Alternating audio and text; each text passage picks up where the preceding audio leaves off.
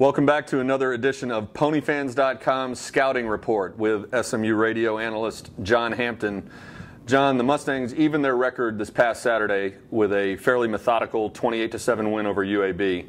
And before we look ahead to Washington State, let's start with the UAB game. What were the biggest changes and improvements you saw from week 1 to week 2? I thought the team did a great job coming out. Starting off, they spotted UAB possession early and gave them that touchdown. But outside of that, the game was never in question. The running game was great, as always. And Kyle, no interceptions. June talked about in his postgame that was a step in the right direction. And really, they just took what the defense gave them. They can only run and shoot so much and throw the ball down the field as to what the defense gives them. And it was just that kind of day where they were getting man coverage, receivers running these defensive backs off, secondary with their back to the quarterback.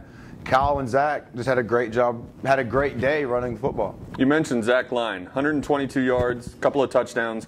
Were you surprised by his performance? And is he more in the mold of the traditional June Jones running back, like the big guys he had at Hawaii? Well, June says he is. He fits that mold of the guys that he's had. And before last year, June had never had a 1,000-yard rusher.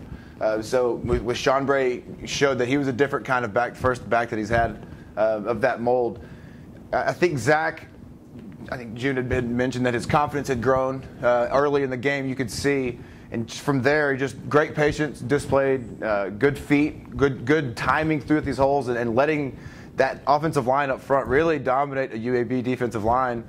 He just took what was in front of him, found the alleys, It worked hard, ran hard through the hole.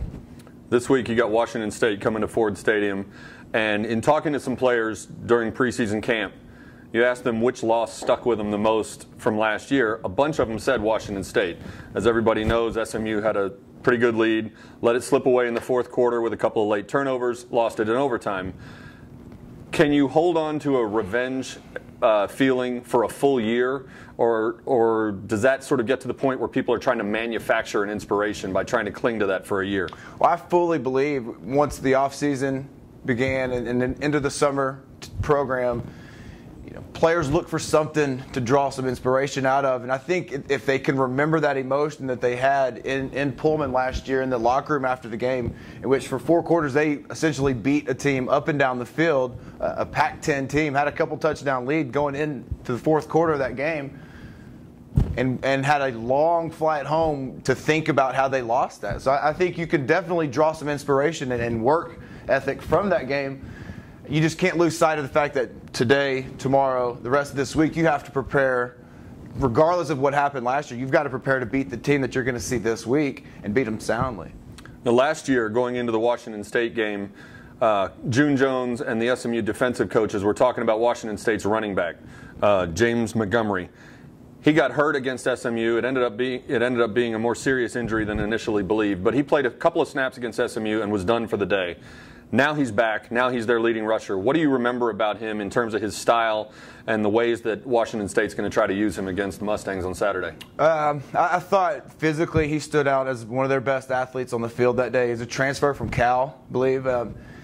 Big-time player, and for whatever reason, we, obviously down in Dallas, we don't keep up with the Washington State stats as well. So he's a good-looking athlete. He got hurt last year, and it was an unfortunate injury, and it was even more unfortunate. I guess an infection had set in, and they thought he might have even lost his leg, and so they rushed and got it repaired. It's a great story because he's in his last year as a college athlete, and coming into college had some NFL aspirations, so he's a special athlete. It's just getting him on track. Hopefully SMU can bottle him up, because if he seems like with the weather that could be kind of warm, he falls into Washington State's game plan. Get behind a good back, that big offensive line, control the ball, and wear down a defense on a hot day. Coaches and players always talk about, we want to come out of the locker room and start fast, but Washington State, through their first 2 games, has 0 points in the first quarter, 0 points in the third quarter. Does that make a fast start in each half for SMU even more important this week, because you could essentially try to sort of squeeze the life out of your opponent with a fast start? Sure. They scored a lot of points late last week against Montana State to get back into it. So they've obviously finished strong there. They scored all of their points against Oklahoma State in the second quarter. It suggests a lot of things. Either they're not starting fast because the leadership on the field doesn't get them there. Their game plan doesn't put them in a position to score early and keep the other team from scoring. Whatever it is, SMU needs to make that a chance to really blow the game up. Get out, start really quickly, separate from the very beginning, and then not hit it into cruise control, but let those young players get out there and see some action this weekend, get them acclimated into the college football game. But I think that's definitely where they must take advantage, because whatever it is, they're not going to start any faster, I don't believe, coming down into a hotter temperature than they're used to on a mid-afternoon and Saturday this coming week. Washington State's had the 2 games so far, one against Oklahoma State, very talented, very athletic team, the other against Montana State. And between the 2 games, they have been outrushed, or they've given up, 475 yards per game, which is almost 150 more yards per game than they've generated. Is that the kind of team that you think could, we talked about SMU's offense being somewhat methodical through the first couple games. Is that the kind of defense that you think might be able to serve as sort of a springboard and open things up for the Mustangs?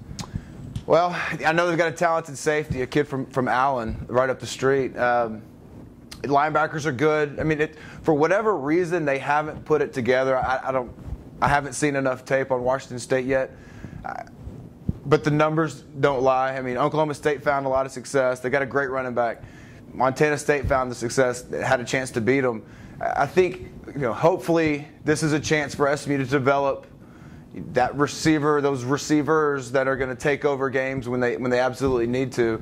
Again, you're going to have a game context for these players to go out and run their offense, regardless of who the opponent is, what day of the week it is. It's a chance to go play this offense and make things happen. Hopefully, as everybody can take that chance to go out and try to produce. All right, we talked about James Montgomery, their senior running back, who was expected to be the heart and soul of the offense last year and seems to be so far this year. But SMU has a little bit of an injury bug going through the secondary. A couple of guys we don't know if they're going to be ready to go or not on Saturday.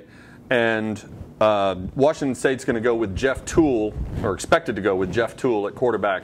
Last year he was their hotshot recruit. He didn't play against the Mustangs, but they took off his red shirt a week or 2 later.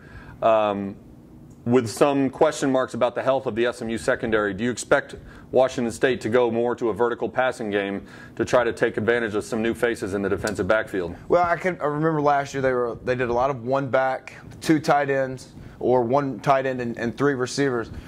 Wasn't very multiple from a personnel standpoint, but their play calling, they tried to get downfield. I think they've got a true freshman receiver, Marquess Wilson, had a big game against Oklahoma State. I think he may be their guy that they feel they can get vertical with. I think Toole's a big, strong-armed quarterback. They ended up having to burn a red shirt on last year. So I think they've got their people in place that if whatever passing game they have, I'm sure it's going to be vertical. They like this Wilson kid. And whoever the secondary is going to be, whoever it is for SMU, they've got to have to step in and make plays. That's why they get scholarships. That's why they're getting practiced and going through 2 days. At some point, you have to get on the field, on however you get out there. So I think it would be a good test, but I would imagine that'll be Washington State's. You'll see a healthy dose of James Montgomery, and then they'll try to take their vertical shots when they can get a man matchup, with one-on-one with these receivers downfield. A lot of the experts and analysts who look at this game have made SMU a prohibitive favorite, and nobody wants to hear again that SMU is young, but the fact is SMU is a young team. A lot of sophomores, a lot of redshirt freshmen playing.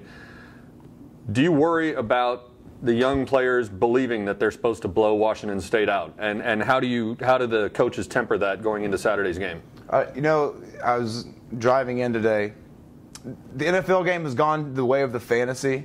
Nobody cares about the win or loss. They want to know how many yards Jay Cutler will throw for. Never mind that he'll throw for 3 or 4 picks and almost put his team in a position to lose. Right. In the college game, a lot of people see these spreads and they think, well, that's how much a team is supposed to win or lose. And so if a team doesn't cover that, well, they're not a very good team. What happened to them? And I think you lose sight of the fact that these are young players.